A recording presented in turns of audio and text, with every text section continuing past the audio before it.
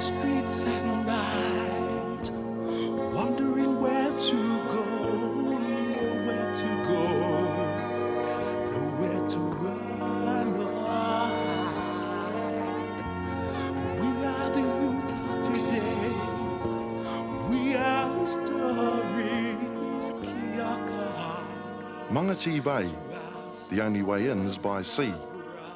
No roads, no power. The dream of a former all-in wrestler, John De Silva. His dream to bring the failures and rejects to this desolate, isolated bay and teach them to survive, here and in life. And these kids need saving. They've done it all. Sniffing glue and stealing cars, that's kid stuff for these 12 and 13-year-olds. Others have raped, committed armed robberies, with alcohol and drug abuse a common pattern. They've seen and done things that'll cause outrage in the rest of us. These are not outward bounders. You don't need a crystal ball to know they'll fight and steal from each other. These are bad kids. Mostly Māori and Pacific Islanders, they can't identify with their own culture, let alone anyone else's. They've set up barriers against any form of authority. Rules are made to be broken. They're outcasts who feel they don't fit in anywhere. And this is their last chance. A last chance to put some order in their lives. If they fail here, they will, in all probability, fail for the rest of their lives. They've been sent here by parents, social welfare, justice and probation, some even because their victims suggested the idea. The idea is to increase their self-confidence, and with it, confidence in others.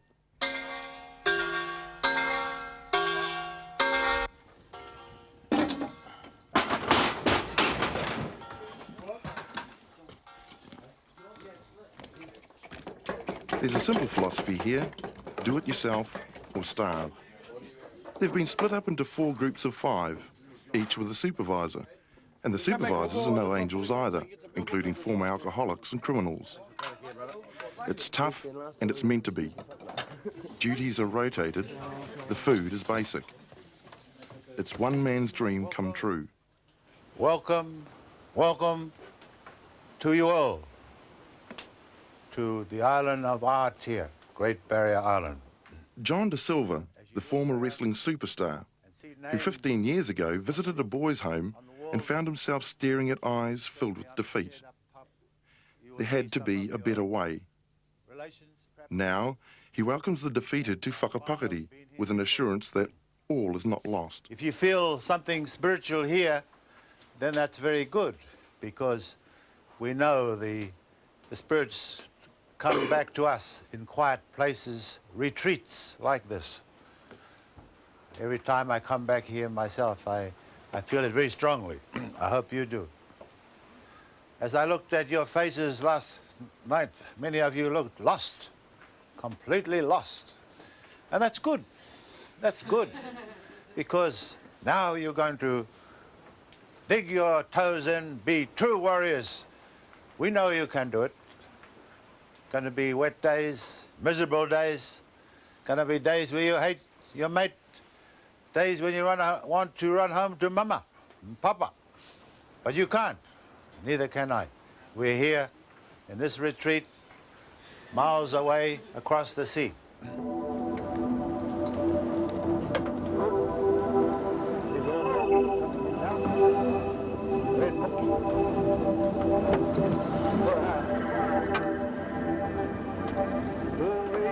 well tonight, boys.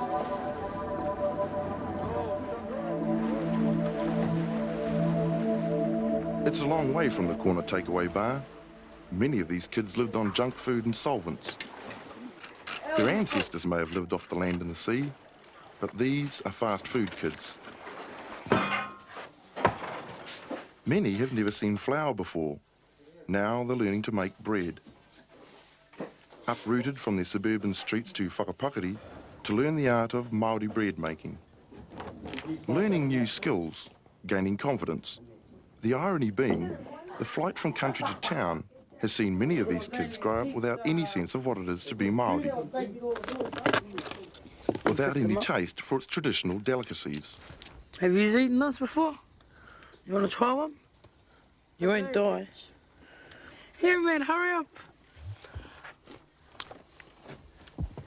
Now smile for the I hate them. You wait. Watching them now, it's difficult to remember how bad some of these kids were. Just days ago, they were prowling the streets of our cities. To eat, most would steal. Now they learn a sense of belonging, a sense of family, whānau. The professional wrestler has become a father figure. Well, we've got to smoke. Wally is 16 years old. The victim he assaulted wanted him sent here. Scale them. They're very hard to scale, but they're beautiful smoke. Bring them up there and we'll put some salt on. Would that do, John? There's time to reflect, and already there are signs of regret. I never used to steal, you know, I was going to church. But since my dad died, all the family just started smoking. Because the whole lot of our family never used to smoke, never used to drink and all that. Until my dad passed away. We all started drinking, smoking, stealing, because he was like a leader to the family, telling us what's right and what's wrong, which we were supposed to carry on his wishes, which we tried, but just lost it. Give me the fish.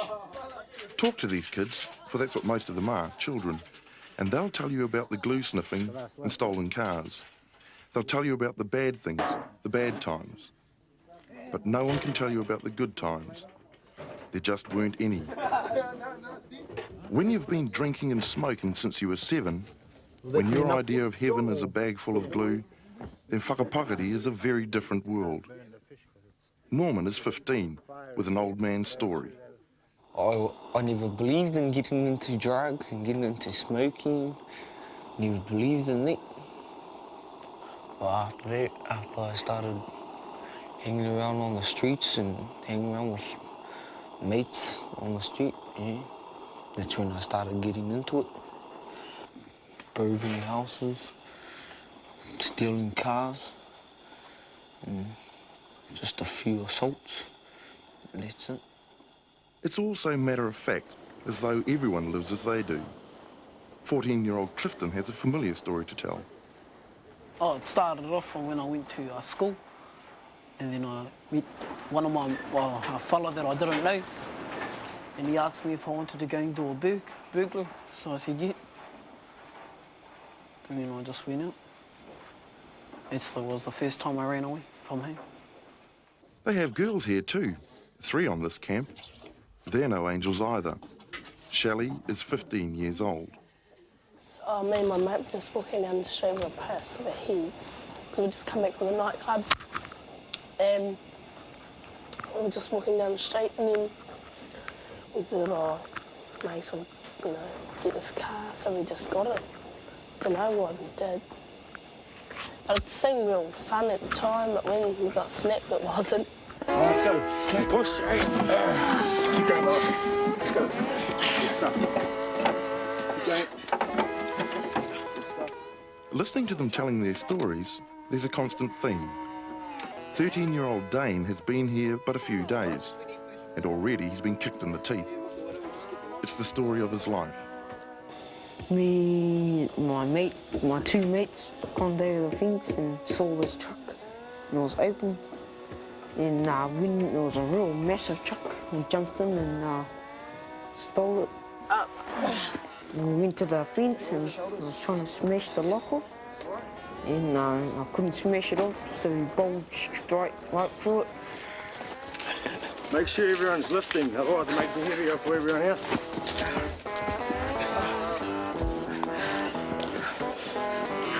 Watch out. The reasons they're here are complex, but ask Dane and he'll put it in a nutshell. Because I'm too bad, and I can't handle me at home, so they sent me here.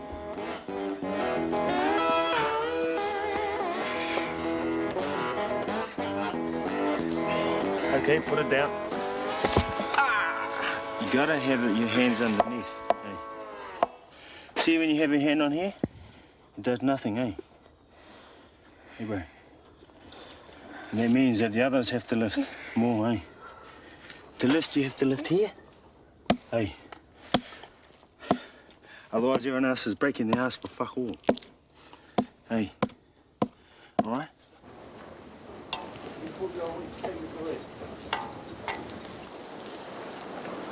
There can be advantages attached to being on logging duty. That's if you have an acquired taste.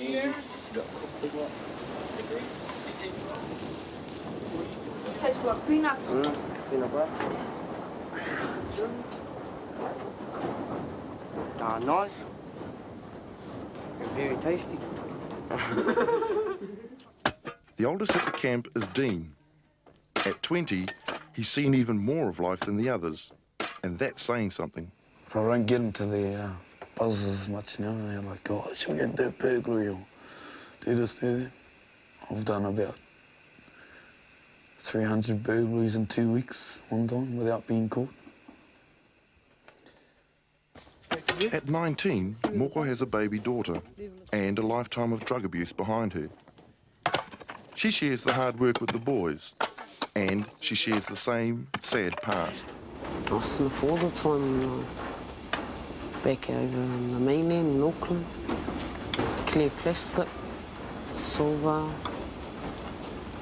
Bostic, F3, Blaze, Cook Dry, and sometimes CRC. We go and scab it on the town centre, go and scab it enough for a can, and some of us go halves with one another, or if we haven't got enough money in that, we block one another off and steal it. Smoking what? Smoking what? Someone has been in the medicine box stealing drugs. Supervisor Ruka is taking the gentle approach. That should empty out your pockets.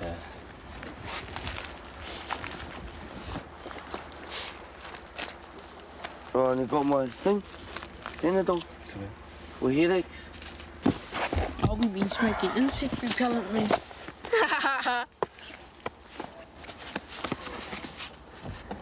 I'll look after these. Yeah. And then if you need one, we come and see me.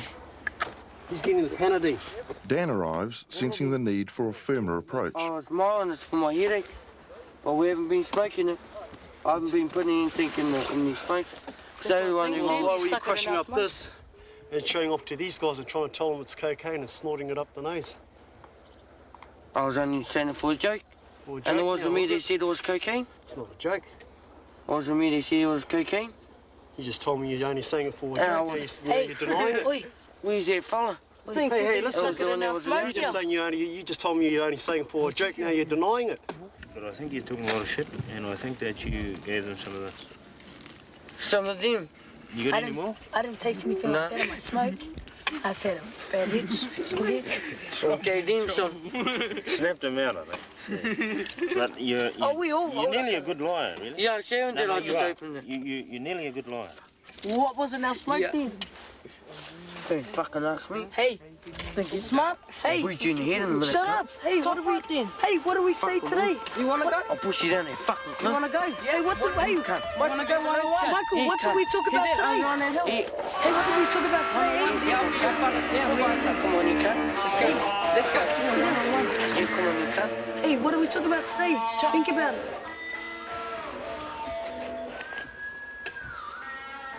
Relax. Sit down.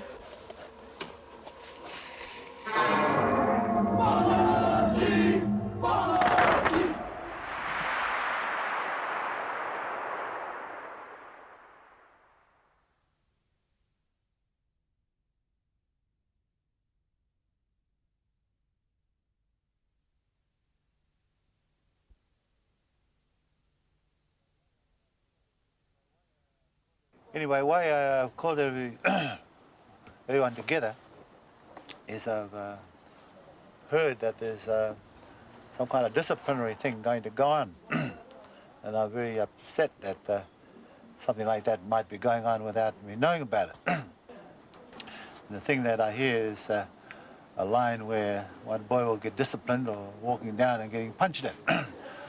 Well, I can tell you straight now that nothing like that ever happens here. And if anyone does that here, they're out. Instantly out.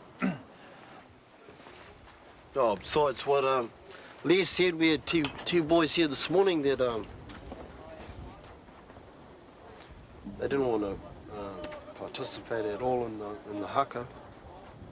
Trying to talk to them, be patient with them, and Sam opened up. And he started crying and said that he felt that it wasn't part of his culture, so that was fair enough. And as for the other, Aaron, I think his name is, he it's just played straight up to me, real ignorant and arrogant. He wouldn't say anything. Then I heard back from someone else that after I left, he started crying. John knows violence won't work here. They've been beaten before. It just builds barriers, the same barriers he wants to break down. Stay still, bro. Far, you look like an ashtray. This isn't the first time someone has tried to help. Shelley was sent on an access scheme to train as a hairdresser. The problem wasn't the tattoos, it was her attitude. I just couldn't be bothered running after them, eh? But they always told me to get things, and when I couldn't be bothered, I didn't want to. And they gave you a job with tattoos on you? Yeah, back off. I said to them, oh, what about my tattoos? They said, oh, nah, it's all right. Don't worry about it. I felt stink though. I used to try and hide them because you could see people looking at them in the mirror. Like kids anywhere, they like to be different. But unlike kids everywhere, they're not at school, they're not at home. They're at whakapakari, doing it their way. Hey, bro, that's bald. Fuck is it what, man? Nah. It can't be nothing, do you, bro? It's all right. There's tension building in the camp. The decision has been made to split them up. Half will go to Whangarara, an offshore island affectionately known as Alcatraz. Time to say their goodbyes.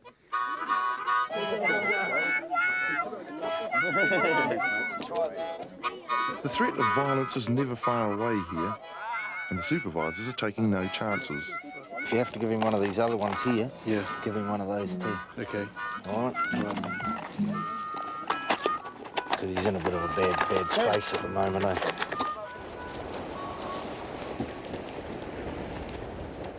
Can't step my way to heaven, but I will surely try. This world just don't care. Don't care if I shall live or die. Ain't got no home to go to. Ain't got no friends at all. This world just don't care. So they can shop that law. Time after time I tried to live the white man's world, sniffing glue, just to run away from life. Kept my fight on. Stranded for 7 days on a barren piece of rock called Alcatraz. It's called character building. Characters whose previous idea of survival was to get the first kicking. There's no water on Alcatraz. You bring what you need, and you take care of it. We're going to wash our dishes in seawater. We're going to cook all our kai in seawater. For those who don't like fish, 7 days on Alcatraz can be a very, very long time.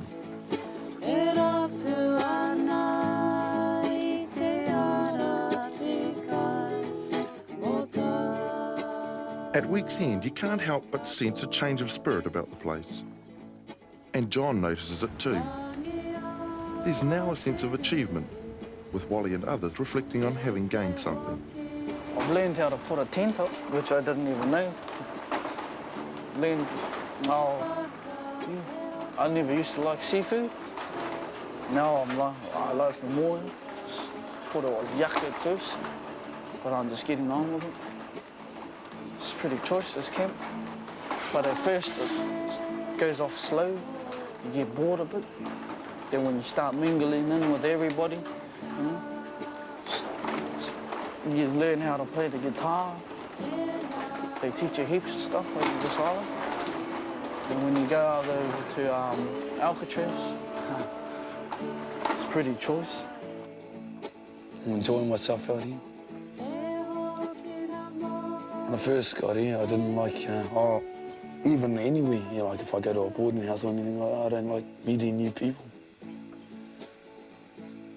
But now that I've met all these fellas and paletas, it's good. I think everyone thought this camp would be really stink because they hardly knew anyone. But it's a nice place over here. And John, he's good to us. Oh, there's something about this island, eh? You can't, it's got no words for it. This island's pretty special.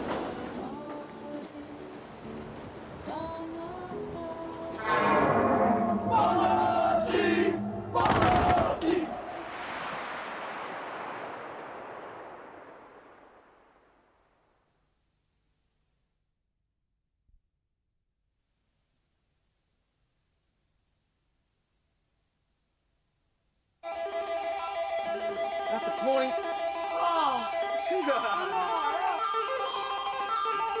Oh my God! Hurry up, get up.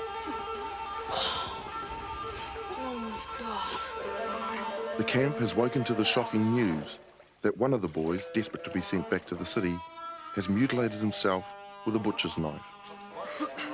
As the news sinks in, a strange silence descends. Rat has taken the extraordinary step of circumcising himself. The real mystery is that he shows so little sign of pain. Now they must get him back to the mainland. This place is shit on me. With Rat having made his desperate escape, John has a few questions for the supervisors. How did Rat get his hands on the butcher's knife? What did he want the knife for? Did he ask you for? Yeah, he just asked me if he could borrow the knife to peel some vegetables. I said, oh, yeah. And he was on kitchen duty then? Well, the knife is not very sharp, but of course they can sharpen it. And I know, Les, it's not easy to keep track of every little thing here, but these young people are so quick and so professional at getting all kinds of things to, and knives is just one of the things that we've just got to keep our eye on. Just imagine if he stabbed someone else. And as you know, there's heaps of fights, different times when they're withdrawing from drugs and tempers are flaring.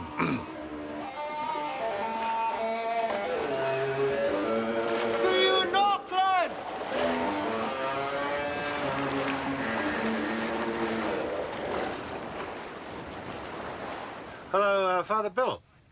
Right, what was the, what's the verdict with that boy with that knife wound? He hasn't mentioned any reasons why he inflicted that injury on himself? No.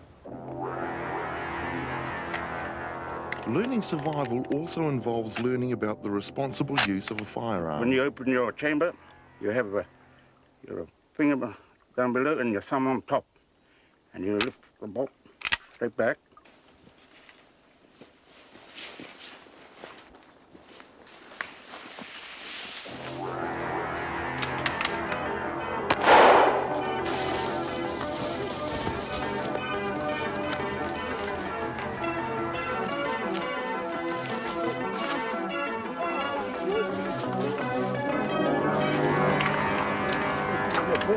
Yeah. How do we get him back? What do you got? What the fuck did you That's a black sheep. The intrepid hunters are given a warm welcome. The fishing has gone badly. There's no food in the camp, and without the goat, they would have gone hungry. This is survival indeed. A far cry from the takeaway bar. And they've yet to skin it and cut it up. Is that the baby that we're to... No, that's the shit bag, eh? Yeah. That's the cod dog. No. That's your test dog. Yeah. Look at that cockadoos. There's a liver. See, the kidneys are still in there. There was one for you. Walk around. Go ask John. Where's the hut? That's the hut. Yeah. Have a bite. Jeremy, have a bite. Go on. Have a bite. Why give us a bite when you didn't have a bite? Oh, yeah, yes. Oh. Yeah. Yeah? Oh, the bite, you have a bite. Out of my way, man. You're Out of cannibal. my sight, man. Is it nice, man? Ready? Go bite it, Jeremy. Fuck off, I ain't biting it, man. Look, I got no bottom teeth. I had a bite. Ah, yuck. The killing of the goat seems to have everyone reflecting about their own lives. Moko's baby daughter was born with a blood disease, a direct consequence of her own glue sniffing. When I was carrying my daughter, I sniffed right through the pregnancy. And when she was born, she had glue inside her, and she was pretty sickly.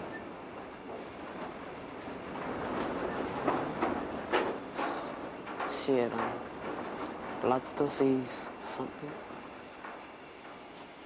Because of the glue. Pissed me off, though. I got angry at myself because of what happened to her, and it was all my fault. I don't know, I just want to kill myself sometimes, even without the glue.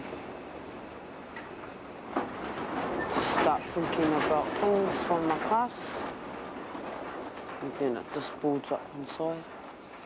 Get real angry and start crying and want to do stupid stuff. This camp offers many of these young people their first experience of belonging in the family sense. Their memories of home are of broken, shattered and disrupted experiences. Norman and Moko recall their own family breakups. I was pretty sad, yeah, because we were at school. And when we got home, my old man wasn't there and he never came home. Then I ran away that night, but they found me the next day. I just couldn't handle living with only one of my parents. And two parents, yeah, would be in choice. My mum and dad split up when I was 8. We had happy times too.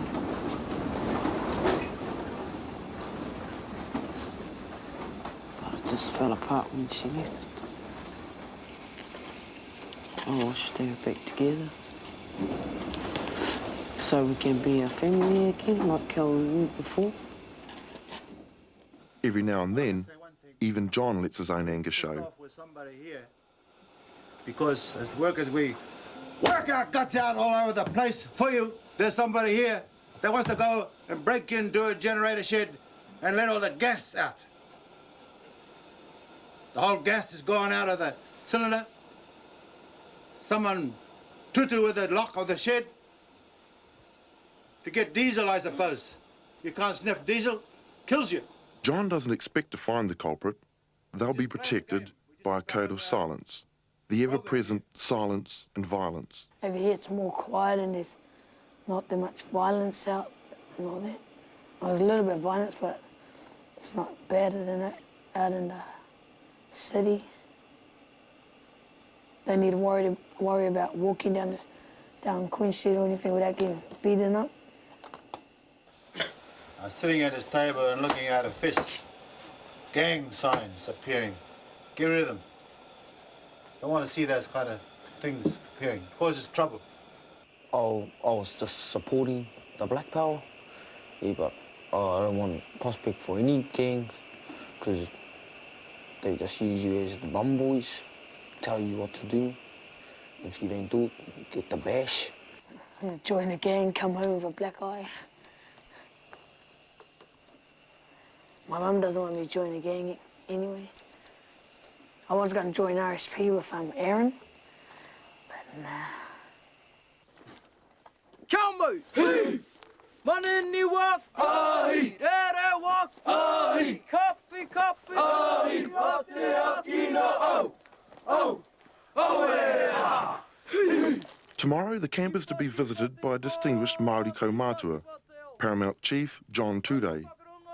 Nothing must be left to chance. In the process, many of these young people are given their first taste of what it is to be Māori, of their culture and their roots.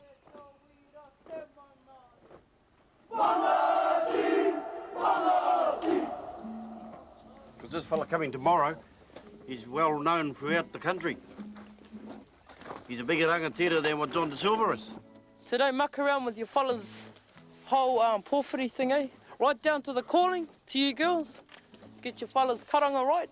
Fellas, when it comes to the hogging, you don't all go running in behind John like he's done every other porphyry here. You know, there's a certain line, you know, you go down from your elders down. I feel sorry for the person who mucks around on a hongi with their paramount chief. So you know what I'm saying? Go through that porphyry properly, go through that hongi properly.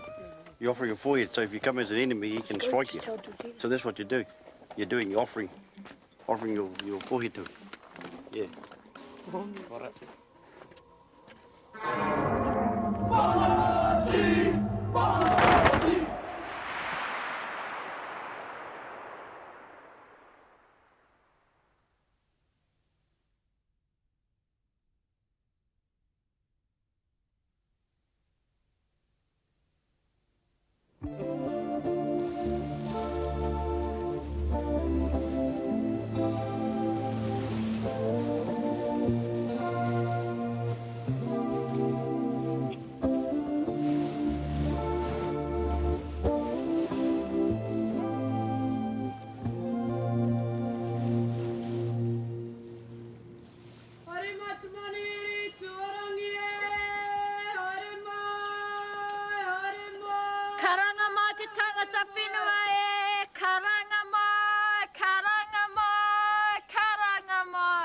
My man said to me the night before he died that never to forget your Māori tongue.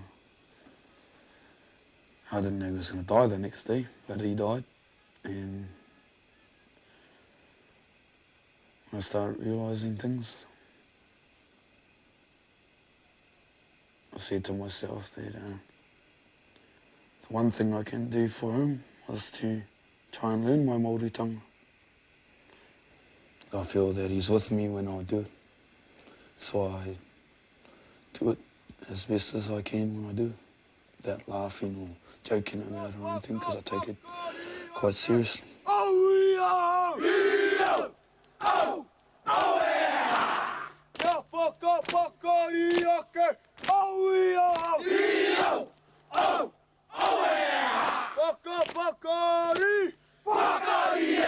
But I'm not saying that I'm anything special, man.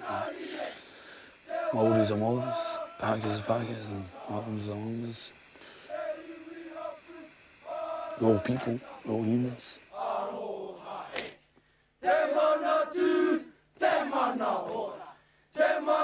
You gotta learn your culture. Like, Pākehas gotta learn his whakapapa, and Māori's gotta learn his whakapapa.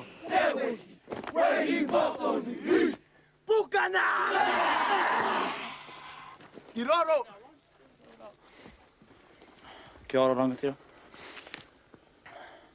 We welcome you to our marae and we acknowledge the mana that you carry. Ki he Māori ora.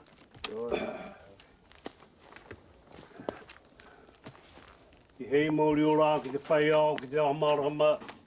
Ki he Māori ora. Yeah, I wouldn't mind being able to talk Māori. So when old people talk to me, I know what they're saying. Because sometimes when old people talk to me in Māori, I, oh, what are you saying? Don't even understand you. Yeah.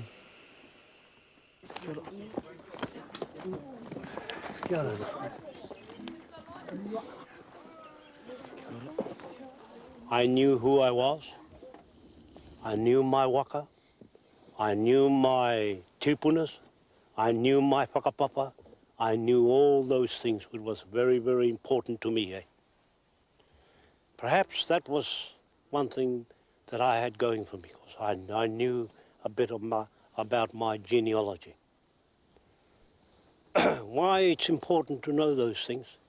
Because all you young people, whether you know it or not, you have an affinity to land. You have. To Pākehā, a land is a commodity. It's a commodity that they buy and sell off. To you and I, it's much more than that. Hey, don't you know your mountains? Don't you know your rivers? Don't you know your hills? You know, when your tipunas used to stand up and talk, te awa erere nei, te mauna e tū nei, te whenua e takoto nei. That's what the old people used to say. They knew all about the... Can any of you do that? You can't, eh? If we can take you back to some of those things that belongs to you, you will appreciate being Māori. The thing we want to try and address is where you are today. How can we turn around your lives today to become worthy members of our community? The distinguished kaumātua has moved Wally to think of his own dead father. The barriers are slowly coming down as Wally reflects on what could have been. If he was still alive, I reckon we would be straight as, you know. No smoking, no stealing. If my dad was alive, yeah, I'll change. I wouldn't be like this. I've never told anyone. I've only told my old lady. No, I still love my dad. She just stood there crying. No, I was sleeping next to her, me and my mum. Then he started coughing up blood. And then took him to the hospital.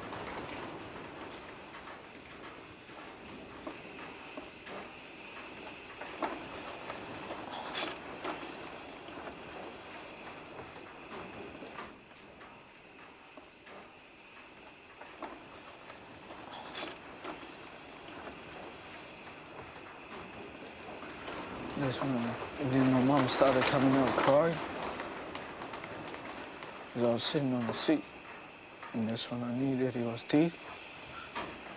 So I started running away. I was just small. I didn't care. I didn't care about nothing. Just cared about myself. Till now.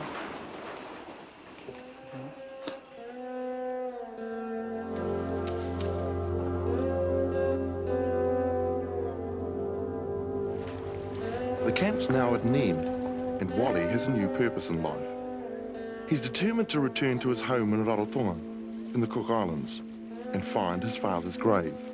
He's now dealing with the grief that was trapped inside him for 10 painful years. Now the healing can begin.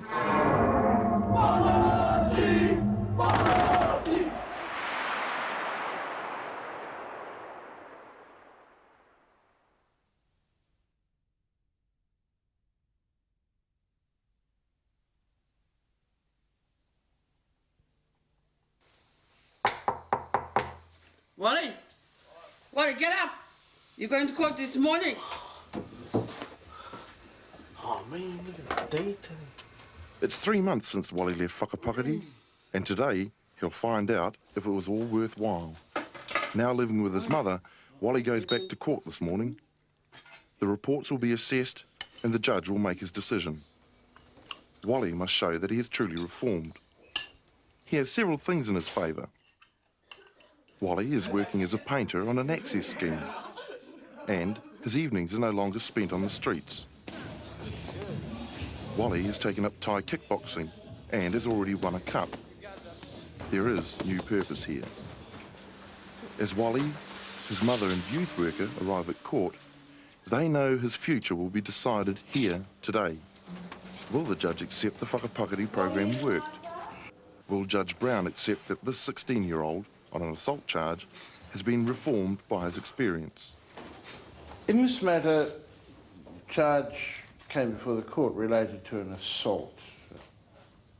A family group conference was held, and I see from the documentation that a victim was present, and that's terribly important for this functioning of it.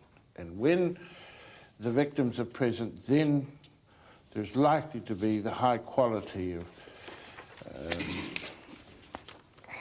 of report that we seek. Following that, a plan was implemented with the approval of everybody at that meeting, and particularly including the victim. I now have a report from the Department of Social Welfare. In it, they express congratulations to Mr. Mason, the youth worker that I'd previously referred to, for his efforts in ensuring that the plan was completed to an extremely high standard. You are ordered to come before the court if called upon.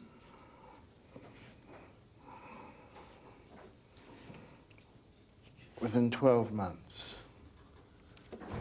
That means if you stay out of trouble for the next 12 months, that's the end of that matter. And we seem to have achieved what is precisely what's set out. We've addressed the needs of the victim. There's been agreement to what should be done. It has been done. And that's a very satisfactory resolution. Wally is now free to concentrate on his search for his roots, for his father's grave. Accompanied by his mother, Wally leaves Auckland for his homeland of Rarotonga, a journey that began on the windswept beach in the Hauraki Gulf.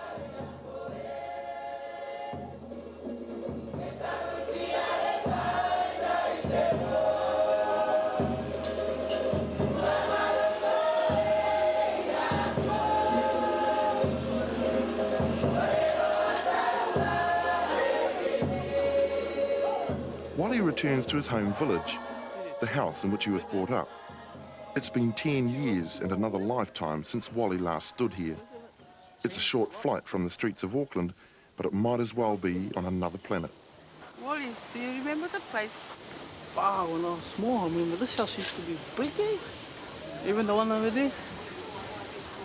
And the toilet's still the same. And there's trees going even bigger, eh? Better than Auckland over here. Most people think New Zealand's better than Rara. I don't think so. Next morning, Wally and his mother visit the cemetery and make a shocking discovery. His father's grave hasn't been cared for. It's terribly overgrown. With the help of family friends, Wally sets to work. He's clearly shocked to discover the father he'd shut out of his life has been ignored in death by the whole family. To have discovered the grave in such desperate need of repair seems to have tempered Wally's grief. The outpouring of emotion that he had expected is replaced by a deep sense of urgency.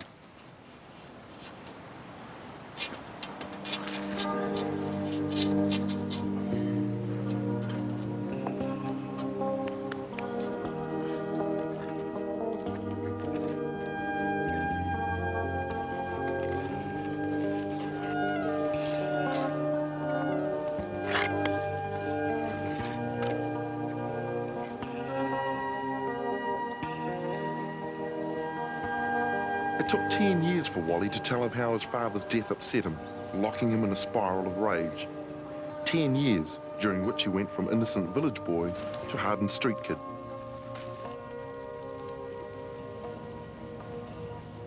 Will his time at Mangati Bay, his day in court, the visit to his father's grave, will they reform him? Only time will tell. But the barriers, they have been broken.